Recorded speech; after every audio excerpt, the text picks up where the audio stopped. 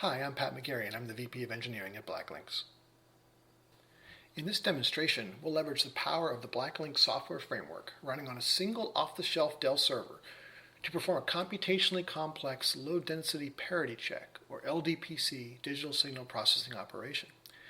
We'll do this seamlessly from within the architecture defined by the popular open-source GNU Radio software-defined radio, or SDR, framework. The same BlackLynx acceleration paradigm presented in this demonstration would be able to be leveraged not just by GNU Radio, but effectively by any other SDR framework using similar interface mechanisms to those that are described here. Although this demonstration is certainly not meant to instruct the viewer on the gory details of signal processing, we will briefly discuss LDPC at a high level and why it and some of its variants are desirable to use in a communications channel. LDPC is a type of forward error correction which implements a robust mechanism of transmitting a message over communication links, especially in high noise environments. And actually, the fact that LDPC is capable of transmitting in high noise environments is why it is so often sought after. It's widely used in a variety of both military and commercial applications, to include popular standards for the transmission of digital television via satellites. Unfortunately, LDPC is a very computationally challenging algorithm, which is problematic for traditional software-only SDR frameworks. It often becomes the case that pure software-only solutions, depending of course on criteria such as code length, iterations, frame rates, and other factors, simply cannot meet the performance goals for real-world output signals. The result in these cases might be choppy or otherwise unusable output data, such as video data, and it basically means you won't be able to see the video or hear the audio or detect the bits in a data stream or whatever. The solution to this problem has traditionally been to either not use LDPC or to ditch SDR efforts and migrate primarily to all hardware solutions at great time and great cost. Thankfully, the need for such a drastic design shift is changing, thanks to properly embedded acceleration architectures coupled with standard off-the-shelf servers. And that's what BlackLynx is all about, taking standard servers and doing a variety of acceleration paradigms using those existing servers. So let's start our example by bringing up GNU Radio on one of our target servers. And here I have GNU Radio running on a Dell R640 server. And here you can see the flow graph. And it's pretty simple. It's really meant to evaluate 3 different LDPC modules. The first one we're going to look at is a typical status quo LDPC implementation, such as might be delivered by typically very knowledgeable DSP experts, leveraging a variety of common tools, such as perhaps MATLAB or a variety of programmatic frameworks, leveraging perhaps C++ or Python, akin to what you might find in various GNU Radio deliverables, either in the open source community or in the proprietary community. One of the great things about the GNU Radio framework is that it's very easy to profile a well-architected flow graph, since each of these blocks has a general work function, and that function can be trivially decorated with small blocks of code to determine their individual runtimes. And now what we're going to do next is start with the top one here. So I'm going to enable this default status quo one and disable our endgame FPGA accelerator to run this through. And now we are going to run this algorithm and take a look at its performance as we give it maximum noise. So here we've increased to maximum noise. We'll let it reach status quo. And suddenly in the bottom left, you'll see the CPU-only LDPC performance. And if you're paying attention to the numbers as they scroll by, they're typically between 10 and 20 milliseconds. Sometimes you'll see a little less than 10, sometimes you'll see more than 20. But it jumps around quite a bit, as you can see there. I've let this run even a little longer now just to show you that over time it still runs and it's doing the same thing as it reaches a steady state there. And the values really aren't changing. They're still in that same general range of 10 to 20, sometimes a little more, sometimes a little less. I'm going to stop this now, and you can just see these values, see a couple of them here. Now what's interesting about this is that LDPC block is the bottleneck for the rest of the waveform that exists here and that would exist beyond even what you see here in this simple flow graph. And what that means is that no matter how many CPUs you throw at this problem, no matter how much RAM you include, it's not going to help one bit. This is one of those classic cases where neither scale up nor scale out will help you because you have a block of code that is a bottleneck for everything else downstream in the waveform. It is interesting to note that one of the areas that BlackLynx truly excels at surrounds optimizing data movement architectures, not just for specific hardware implementations, but also for software implementations.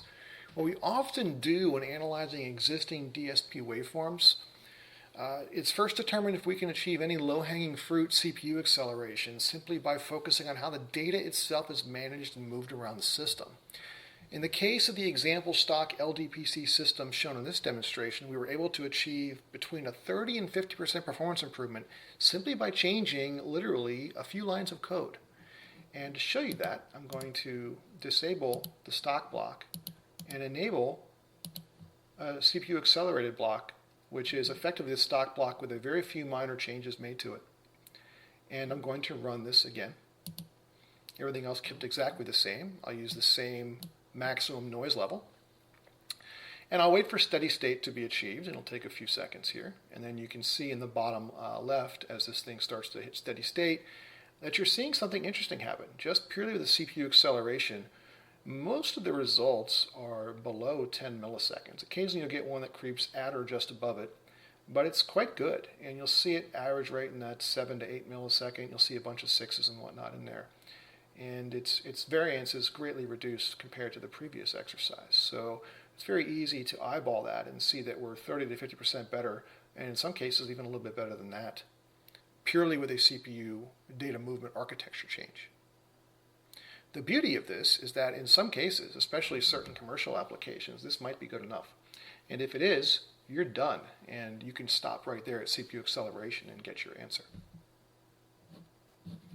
So here we've stopped our CPU accelerated block, and now I'm going to disable that one and enable our FPGA accelerated block. What we found is that although CPU acceleration was good enough in certain cases, it wasn't in others, especially for certain military applications or even some very high-profile consumer-grade applications, where sitting around for between 7 and 10 or 11 milliseconds is still not sufficient because, again, your LDPC block is your bottleneck, and that means the rest of the system can't do anything during that time waiting for those bits to finish in general. So what we've done here is we've built an FPGA accelerated block, but you can see here, and they're listed up here, the three various blocks that we have. We also do some FFT work as well. We do a few other things also, and I'll talk a little bit more about that towards the end, but LDPC is the one we're focusing on here in this demonstration. This block was dropped right in, connected the same way, same inputs and outputs, parameterized roughly the same way as well. We're using a batch size of 1. A lot of people that leverage acceleration will increase their batch sizes. That's actually cheating. You want to be the lowest possible batch size to make sure you stay true to what the software itself was accomplishing. And this also means that you're doing true real-time analysis. So if I run this, something very interesting happens. First, you'll see it is loading up the FPGA down there. And now if we use the same high noise and we wait for it to reach steady state, which it will just like the other one in about the same amount of time, you'll start to see down in the bottom left there that we're achieving unbelievably good performance. Everything is well under 1 millisecond, very little variance. And what this is basically telling you is that everything downstream now can now run much faster, and we no longer have a bottleneck in our LDPC decoder, and we have yet to come across real-world data waveforms where this is insufficient.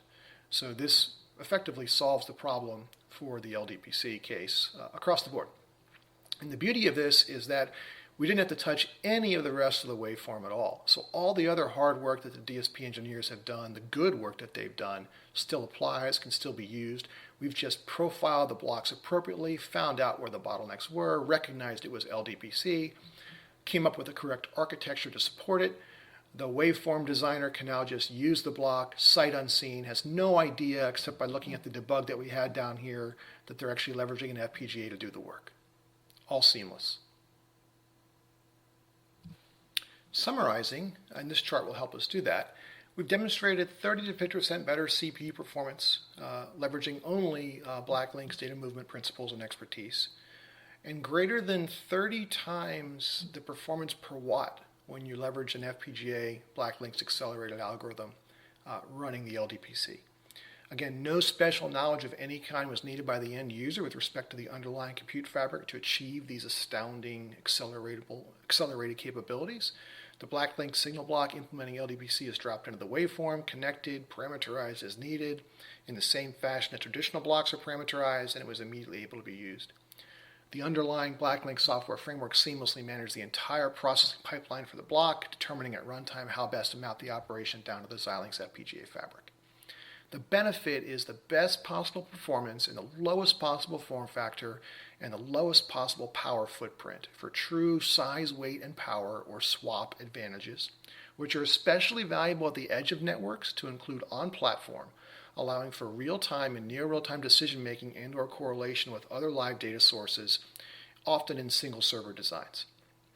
Perhaps most importantly, BlackLynx never suggests that our customers blindly use accelerated technologies.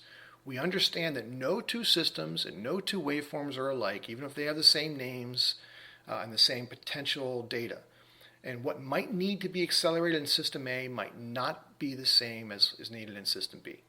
What we do encourage is the intelligent use of profiling techniques in SDR frameworks such as GNU Radio to better determine when and how to best make use of these SDR frameworks and allow them to be extended to meet mission needs with rather straightforward, at least we think, acceleration paradigms. BlackLynx has shown that this approach yields significantly better performance without sacrificing the rapid development that SDR affords, while controlling total cost of ownership as compared to competing views of pure hardware-based designs. By leveraging BlackLynx acceleration frameworks, SDR is ready for prime time, even for the toughest signal processing challenges, and we think we've proven that with LDPC, including those with the most rigorous performance requirements. And the workflow to determine this is simple. Profile your blocks and intelligently determine which ones require acceleration, and BlackLynx can help you do it. I sincerely hope you found this demonstration useful. For more information about this use case and the rest of our impressive line of compute acceleration products and capabilities, I encourage you to visit our website at blacklynx.tech. Thank you very much for your time.